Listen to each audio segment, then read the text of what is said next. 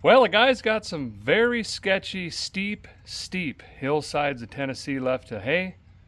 And that means we're going to have to fire up my 1978 1086 International with a DT 414 turbo diesel with the old duals on it for stability. Hook it on the John Deere hay conditioner.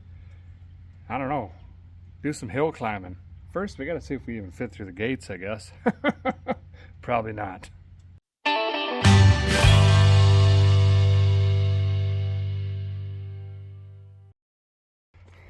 So I recently refreshed this. I was going to say refurb, but not really. This old guy's got over 11,000 hours on it. And it's still running pretty good. Needs injectors. It's got a couple leaks. But we painted it, put decals on it, new grill, headlights, the stack, tinted the windows. These duals were actually on my grandpa's original 78 1086.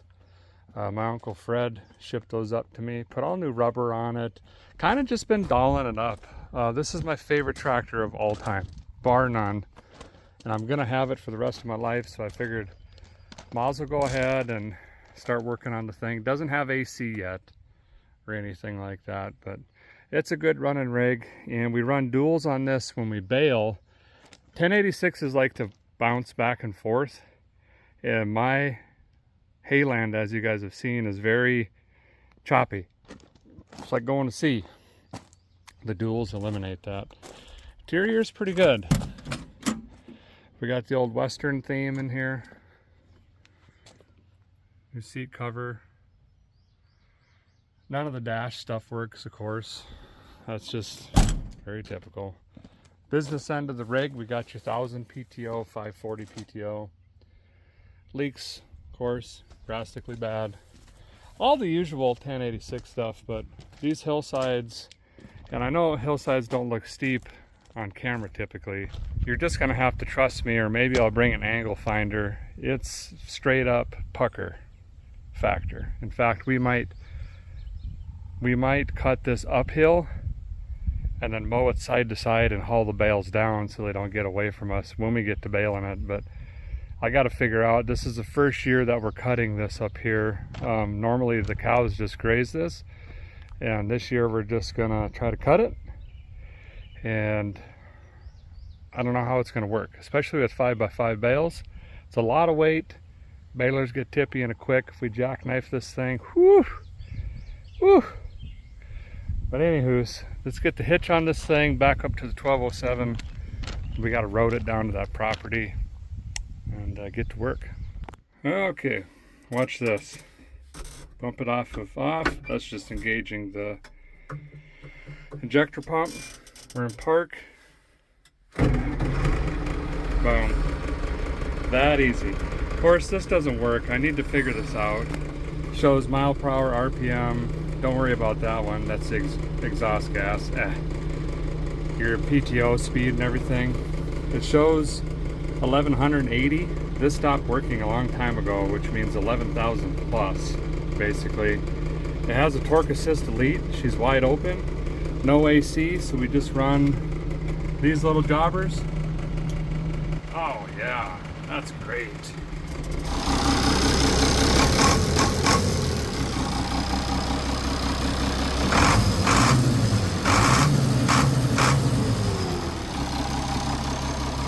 Okay. Oh, that's ungoodly. Anywho, we got to get this guy set up on this. Got some adjusting to do. And this machine, check. Yep, should be good after last run. It looks pretty darn greased. I don't think we got to worry about anything. I don't know if I'm going to be able to hit this. We'll try. Wow. The old 86 shifter got me. Come on.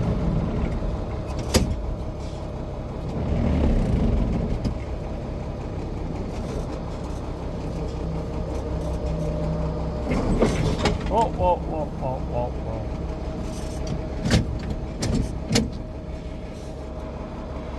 These are hard shifting, not very finesse-y tractors. I like it.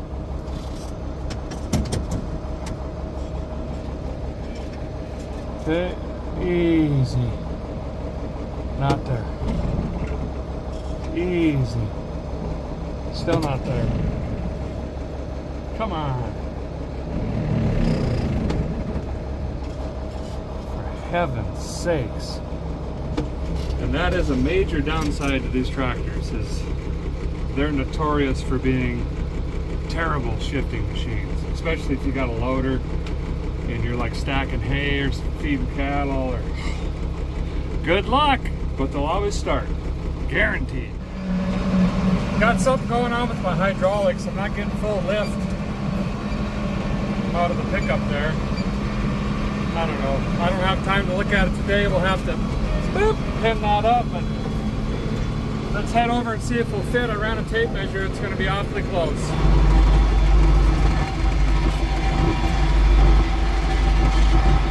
Oh boy. Oh boy. So this is where we're going to start, is down on the bottom. This is, well, we call this flat. It's really not. And then all the way up into there, and you can see the trees. It only gets steeper, and I'll try to show you once we get up, way up on that side hill, but this is going to be pretty sketchy. The bottoms are too bumpy and rutted from water washout. So this has been brush hogged, and it looks like cows have been up in here. But we'll just try to knock off some of this, just make sure the 1086 is happy, which pulling that thing it looks silly. It won't even be a workout, but the stability is what I'm hoping for when we get, you know, up into that. I only got about an hour, and I got to head to town for other stuff, so let's get cracking. Gonna get this thing pushed from travel mode, stretch it back out into cutting, and let's see what we can do. Got her pinned. That'll work.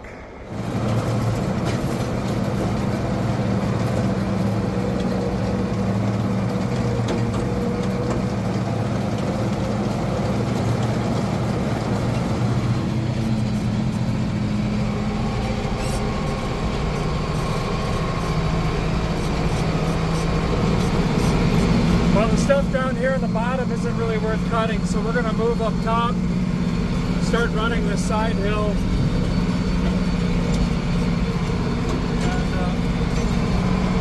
and see what the pucker factor is like, I guess. But it's going to be a better cut for sure. Got an issue.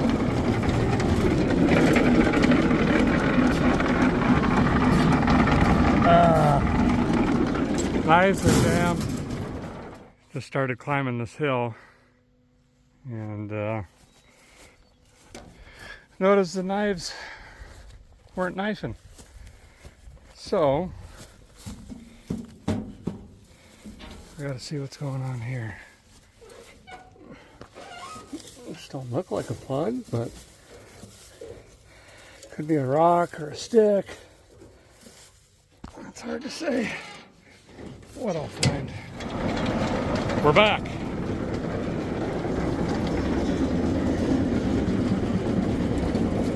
This isn't good. A lot of rocks out here.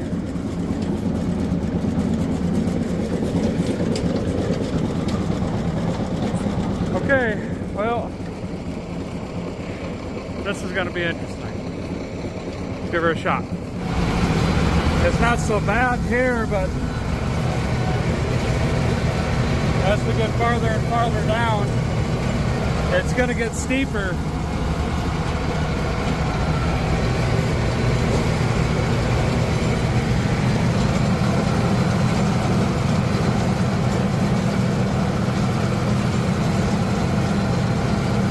Just taking it nice and slow. Good grass though. Really good grass. Woo!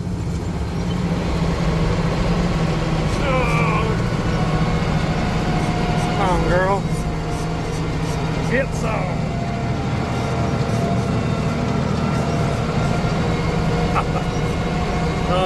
this is sketchy.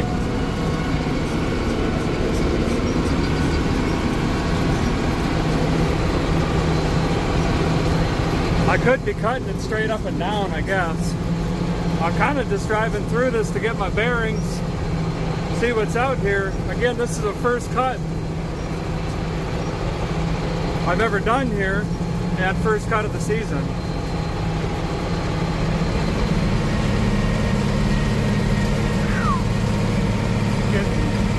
It's getting pretty steep in here. I don't know about this. Oh man.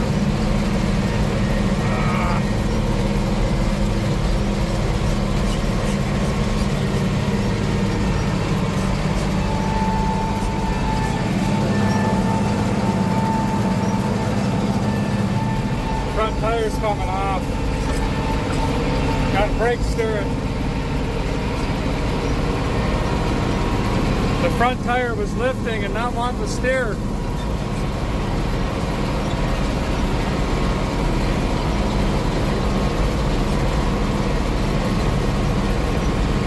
Boy, that's gonna be fun bailing.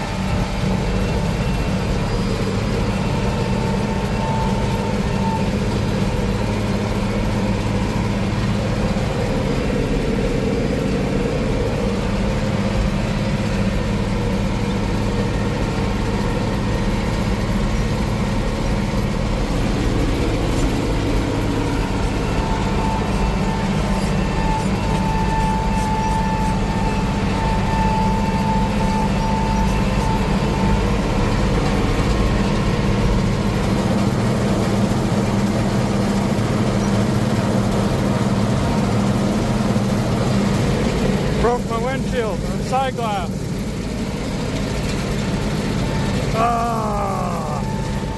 Oh man. The tree got into the cab hard. Oh, that's a bummer. Also even worse, well maybe not expense-wise. See that ripple? I couldn't pick the header up in time. Hit a rock down here, and instead of going over it, because I don't have rock guards, I got anti-plug. The 1086 just wanted to rip this thing in half. That's the kill blow right there on the old 1207. Not only would this have to be cut, straightened, plated, geometry gets off. Maybe it's possible, but there's going to be a lot of damage in there, and then is it worth it for an $800 conditioner? I don't know. I just don't know. Okay, well, that was not a very good day. Pretty expensive. Got most of it done before causing a bunch of damage. I think I will skip haying that in the future.